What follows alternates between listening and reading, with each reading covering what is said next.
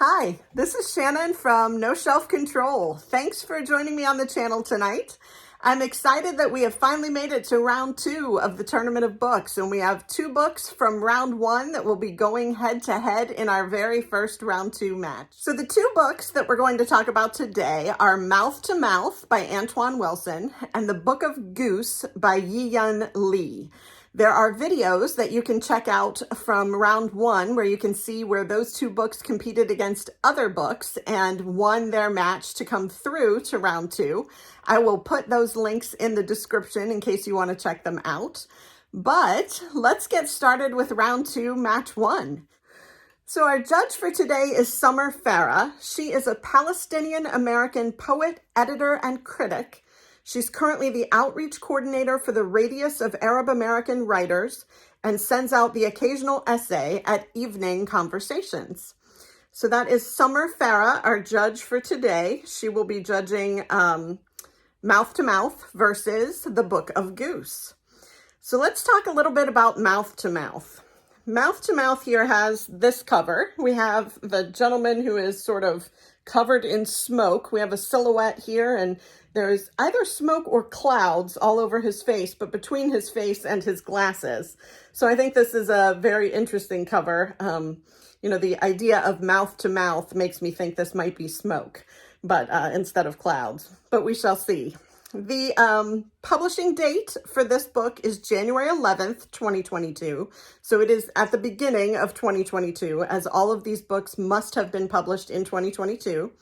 It was published by Avid Reader Press, Simon & Schuster, and it is 179 pages, so a slim little one. Let's see.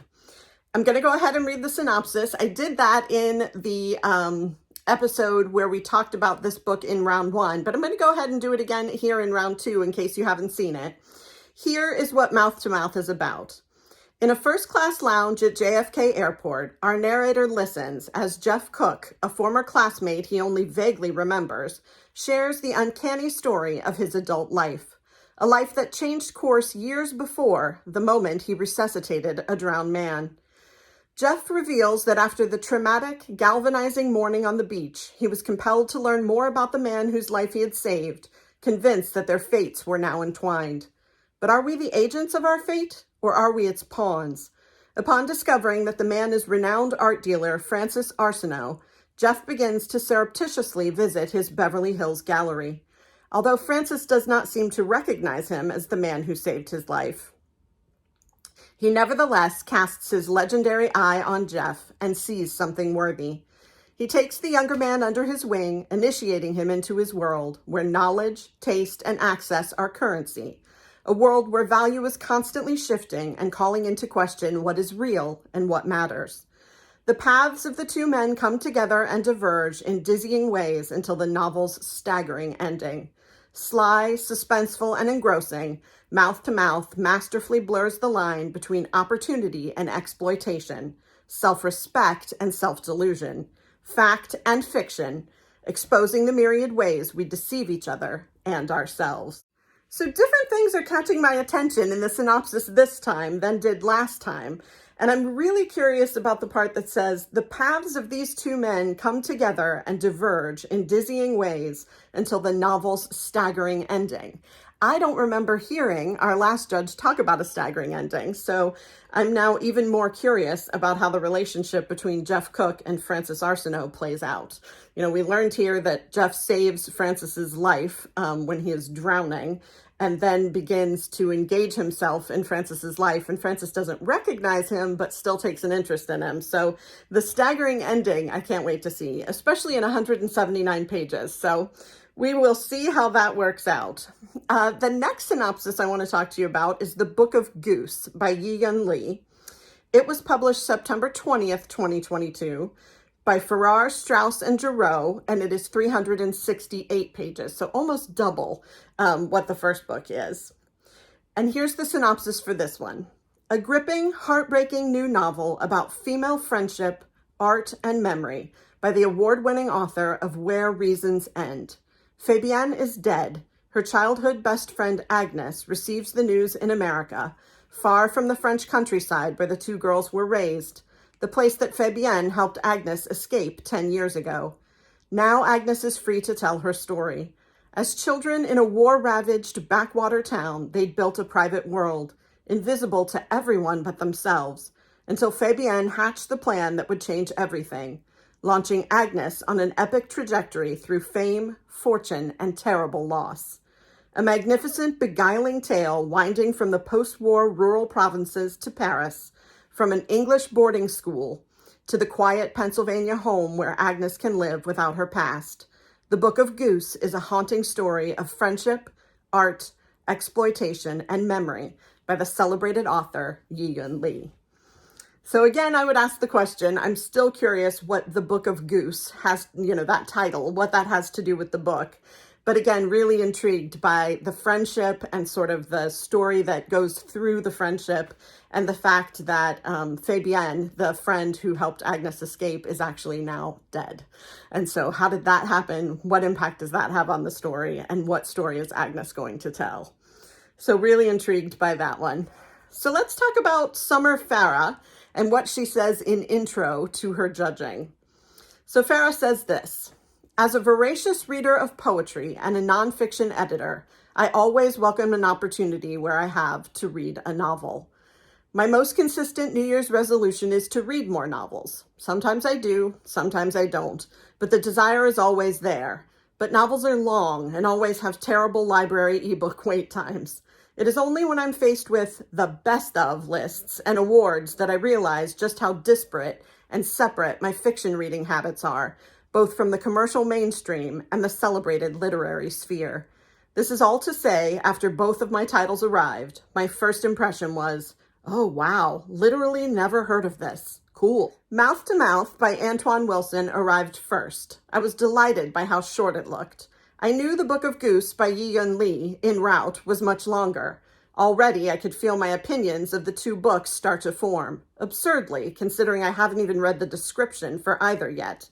But one was short and one was long, and every year I read 40 poetry collections because I can do most of them in one sitting. I am an all-or-nothing kind of recreational reader. So I like that she's funny. I also like that she's honest about the fact that she doesn't really read long books and mostly reads poetry, and is sort of drawn to Mouth because it's the shorter of the two books. So we will see how that plays out in her judging, but that is what she has to say in introduction to the two books. So Summer Farrah says this: "Mouth to Mouth is a conversation. Two men speak to each other in an airport lounge. Our narrator listens to an old acquaintance, an art dealer, recount an extraordinary story with gossip and twists and drama. This is different from basically everything in my library, shelves and shelves of poetry by women of color, and even more specifically, mostly Arab women. What started as a teenage pseudo-rebellious act in prioritizing reading works by women just became a general habit. I found the book difficult to get into, at first not really finding myself immersed by the conversation, nor the memories the narrator was being pulled into. But then I decided to read it out loud.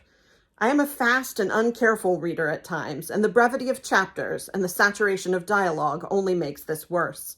I had to start the book over when I realized I did not know who Frances Arsenault was, fully missing a key character description. I am immersed best when given interiority, an opportunity to shut off my own thoughts.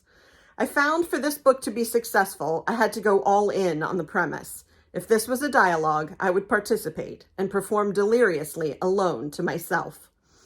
Despite my skepticism with the premise, the form of this book worked. It felt more like reading a play, or what it must be like to be the live studio audience members at a sitcom, with the briefness of chapters and impressive page turns, echoing stage directions or comedic jump cuts. Chapter 17 takes us to a memory, unassuming in its delivery, truly a short 2 pages.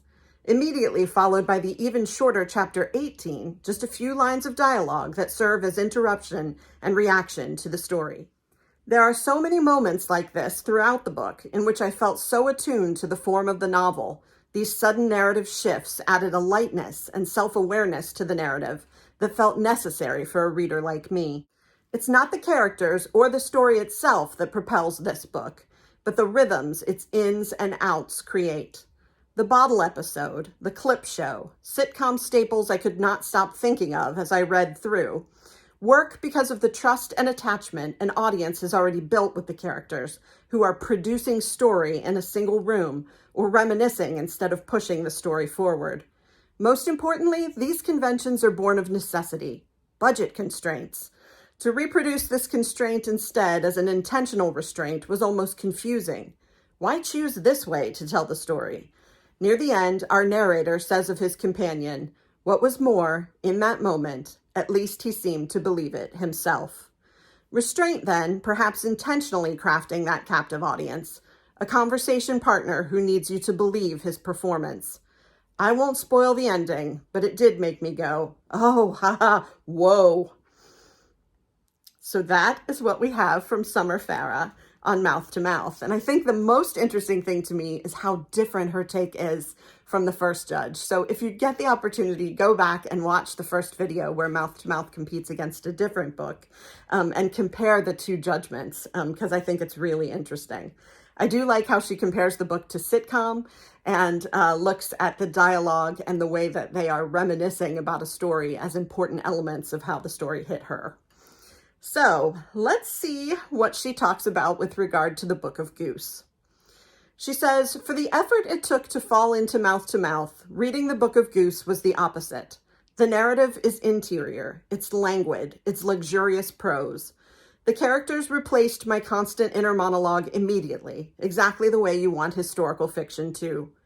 Of course, I was going to care about these two aspiring writer-girl best friends. Told in recollections, were pulled through a post-war small French town, through the birth of a partnership, through sad and stressful things. For as rich as the writing felt, interestingly, the chapters in this book were also super short. Rather than pushing the plot the way it did in Mouth to Mouth, here the brevity felt gentle, more like a natural conclusion of thought as the reader spends time in this world. These brief chapters did the opposite of what they did in Mouth to Mouth. They made me slow down. I think the mark of a good reading experience for me is a sense of simmering urgency. I want to know where we will go, in tandem with, but in this moment, I want to stay. And here's a quote from the book. Every story has an expiration date, like a jar of marmalade or a candle. Does marmalade have an expiration date? Yes, marmalade only makes fruit live longer, not forever. Does a candle have an expiration date? It may not come with one, but once past a certain point in its life, it is corrupted, even if it still burns. Time corrupts, and we pay a price for everything corruptible. Food, roof beams, souls. Both of these books are about the act of storytelling. There is a sorrowful sentimentality attached to what it means to tell a story well in the Book of Goose. Both books attempt that Scheherazade relationship to storytelling and survival, but here it felt more genuine, more resonant, more earned, more successful. So that is what she says about the Book of Goose. So both have very short chapters. I love that. That's always good when I'm reading. It gives me the opportunity to move through either a lot of content or take my time and take it in tiny little snippets.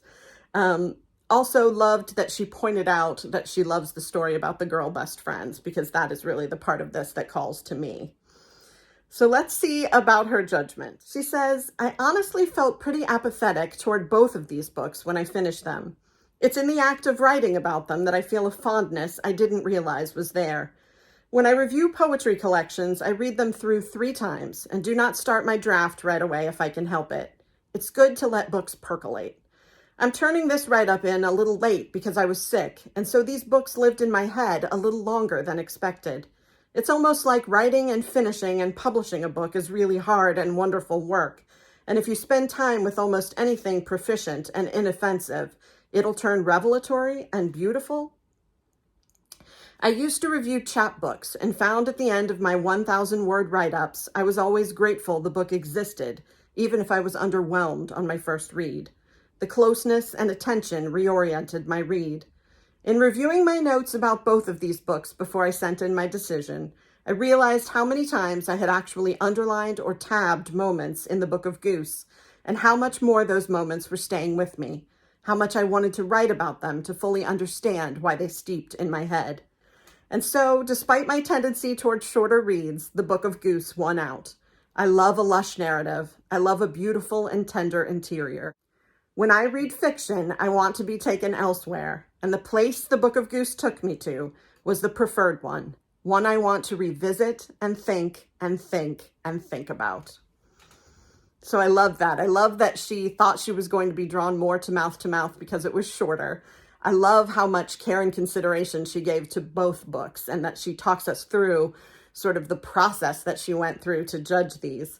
And I love that she ended up with the Book of Goose. I still don't have any idea why the book is called the Book of Goose, but I'm going to let that go. We will see the Book of Goose in another round, and perhaps I will have read it by then, or we will find out from the next judge. So that is match 1 in round 2 of the Tournament of Books, and we have the Book of Goose going forward to round 3. So it will be one of 4 books that exist in round 3, and that will happen next week sometime. So I hope you enjoyed this. If you did, please click the like and subscribe buttons. I also do have a wish list attached to the description of each of my videos. If you're inclined to want to gift a book to me, I would love that. I will absolutely read it and give you a shout out on the channel.